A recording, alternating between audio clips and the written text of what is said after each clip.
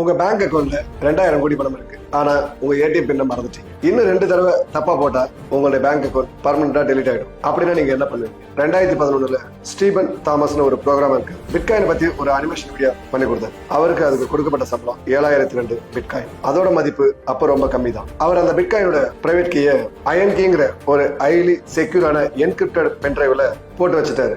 ஆனா இந்த பென்டிரைவ்ல ஒரு ஸ்ட்ரிக்ட் ரூல்ஸ் இருக்கு. 10 தடவைக்கு மேல பாஸ்வேர்டு தவறா போட்டா அதுல இருக்கிற டேட்டா பர்மனண்டா எரஸ் ஆயிடும். சில வருஷத்துக்கு அப்புறம் பிட்காயினோட பிரைஸ் இன்க்ரீஸ் ஆயிடுச்சு. அப்போ அதோட மதிப்பு 250 மில்லியன், அதாவது இந்திய ரூபாயில 2000 கோடி. ஆனா இதுல ஒரு ட்விஸ்ட் இருக்கு. ஸ்டீபன் அந்த பென்ட்ரைவோட பாஸ்வேர்டை மறந்துட்டார். அவருக்கு ஞாபகம் இருந்த பாஸ்வேர்டு எல்லாம் ஒரு 8 டைம் ட்ரை பண்ணிட்டார்.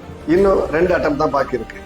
ஒருவேளை இந்த 2 அட்டம்டும் தவறா போயிருந்தா 7000 பிட்காயினும் பர்மனண்டா டெலிட் ஆயிடும். கிரிப்டோல பர்கர் பாஸ்வேர்ட், கஸ்டமர் கேர் இந்த மாதிரி எந்த ஆப்ஷனும் இல்லை. சோ இது முழுக்க நம்மளுடைய ரெஸ்பான்ஸ் தான். பாஸ்வேர்டை எப்பவுமே மொபைல்ல சேமிச்சு வைக்காம ஒரு பேப்பர்ல எழுதி வைங்க, இல்ல ஒரு பிரிண்ட் அவுட் எடுத்து வச்சுங்க. அதுதான் ரொம்ப சேஃபா இருக்கும்.